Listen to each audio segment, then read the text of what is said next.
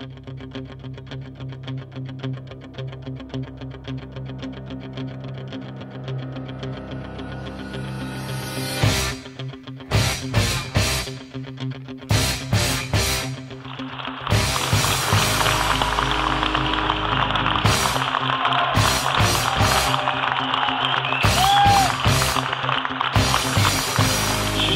mots pour expliquer pourquoi on est aussi nombreux ce soir et pourquoi cette soirée. Élu depuis 6 mois donc à la tête de la ville de Béziers, mon équipe et moi-même n'avons de cesse, bien sûr, de travailler, mais aussi de surprendre. Surprendre, c'est ce que les ânes appellent de la provocation et les sentencieux de la communication. Or, surprendre, en amour comme à la guerre, en politique comme en affaires, c'est créer de l'intérêt, c'est prendre l'initiative. Surprendre, c'est agir en saisissant à bras-le-corps le réel. En 6 mois, nous avons agi dans tous les domaines, vous le savez, baisse des impôts, des effectifs de la police municipale, contrôle des dépenses, création d'une mutuelle municipale. Bref, nous avons commencé à tenir nos promesses électorales. Et c'est bien différent de certains nombres d'autres.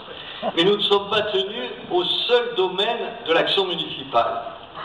En 6 mois, nous avons également sauvé une librairie, noué un jumelage éthique avec la ville syrienne de Maloula, rendu à notre feria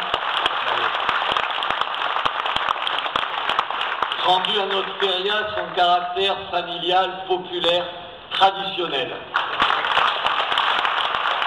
Personne ne s'y attendait et de fait personne ne nous le demandait. Nous l'avons pourtant fait. Et demain, je vous le promets, nous accomplirons bien davantage encore. C'est dans cet esprit que nous inaugurons ce soir un cycle de rencontres essentielles à nos yeux, à mes yeux. Nous l'avons intitulé « Béziers libère la parole ». Qu'est-ce à dire ? La parole ne serait-elle pas libre en République démocratique de France? Elle l'est, bien sûr. Peut-on dire ce que l'on pense? Prenons un exemple de l'immigration. C'est à l'appréciation de messieurs et mesdames les juges. Les différents courants de pensée ont-ils le même accès aux grands médias? Assurément. Les 10% de journalistes qui sont de droite contribuent ardemment à cet équilibre entre mondialisme et mondialisme. La France est un pays de liberté, mais de liberté surveillée, où la liberté d'expression subit la double tutelle de l'idéologie de mai 68 et des intérêts de la haute finance. Dans ce contexte, que faire sinon ce que nous faisons justement ce soir? Créer des zones de liberté temporaire ou durable, des zones appelées, je l'espère, à s'étendre, à se rejoindre, et je le crois, à triompher demain dans le domaine du réel, c'est-à-dire dans tous les aspects sociaux, politiques et économiques de la vie. Pour inaugurer ce premier Béziers libère la parole, je reçois ce soir Éric Zemmour. Je le remercie. Je te remercie très sincèrement d'être parmi nous ce soir. C'est ta première rencontre avec le public, son public, ton public, depuis l'apparition de ton ouvrage, dont toute la presse parle depuis maintenant 15 jours.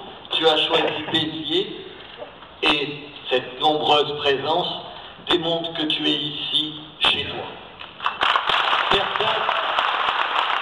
Certains ont cru pouvoir nous surprendre à notre tour en pleine contradiction, tu le sais, ou tout le moins en plein paradoxe. Quoi?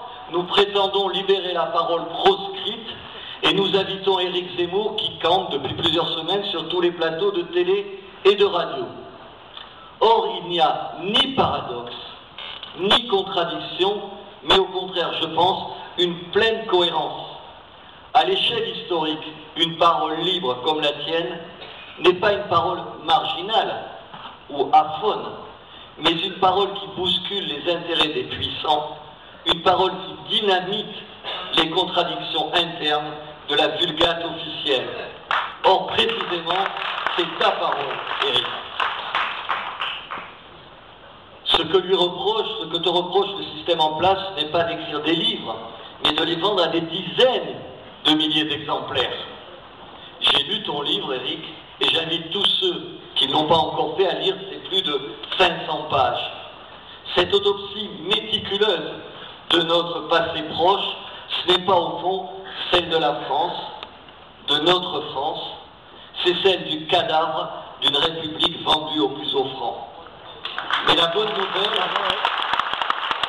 c'est qu'aucun rituel démocratique ne nous contraint à enterrer notre nation dans le même tombeau que cette république dévoyée. C'est, je crois, une des leçons d'espérance que nous pouvons tirer du livre d'Éric Zemmour. N'en déplaise à tous ceux qui espèrent le décrédibiliser en le taxant de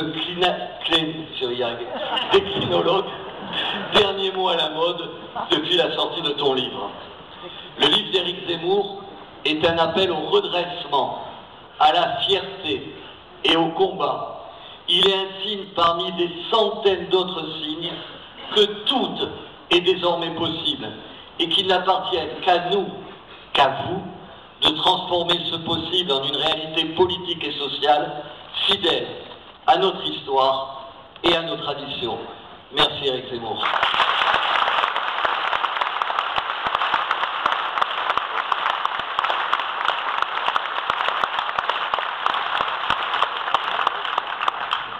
D'abord, bonsoir.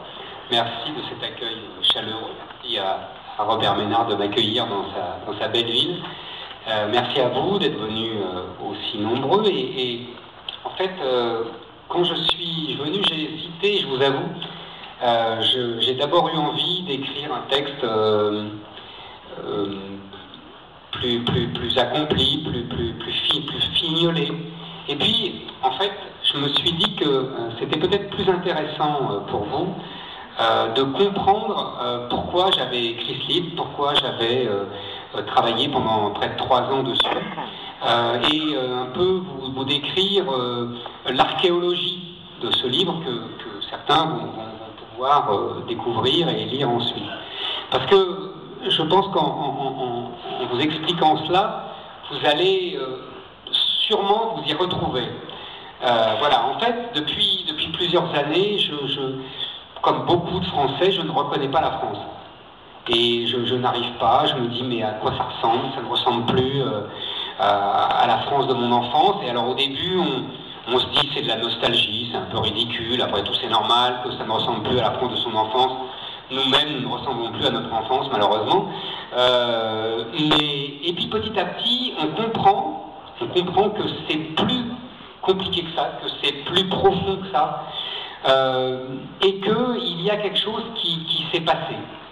Et au début, on regarde, on observe, on écoute, et on vous dit, mais non, tout était terrible avant. Écoutez sur les plateaux télévision, sur les gens qui réfléchissent, qui pensent, qui parlent, on a l'impression que dans notre enfance, on a vécu dans un monde affreux, en noir et blanc, avec un dictateur à la tête, avec une télévision aux ordres, avec des femmes qui étaient fouettées tous les jours par des hommes affreux, avec des enfants qui étaient tyrannisés. Enfin bref, on a l'impression que notre vie d'antan était un cauchemar. Et on a l'impression aussi que depuis les années 70, 80, on vit dans une espèce de paradis où tout le monde est libre, où tout le monde pense librement, où c'est absolument formidable. Et le décalage entre le discours public et ce qu'on ressent, ce qu'on vit, m'a, je vous avoue, poussé à travailler. Comme moi, je suis un peu maniaque, donc je regarde, je lis, je travaille. Dans la dernière page de son livre, il dit « La France se meurt, la France est morte. Votre présence ici, vos applaudissements, votre nombre, Éric témoigne que c'est peut-être une erreur. » Voilà, merci. Et enfin, 2 choses, s'il vous plaît. 2 choses, c'est vous dire, s'il vous plaît, 2 choses, c'est vous dire que vous pouvez acheter et dédicacer Éric Leprat, vos livres, son livre, sous l'écran qui se trouve ici à gauche de la tribune. Et enfin, vous donnez rendez-vous le 10 décembre prochain. Nous recevrons Philippe de Villiers. Merci à vous.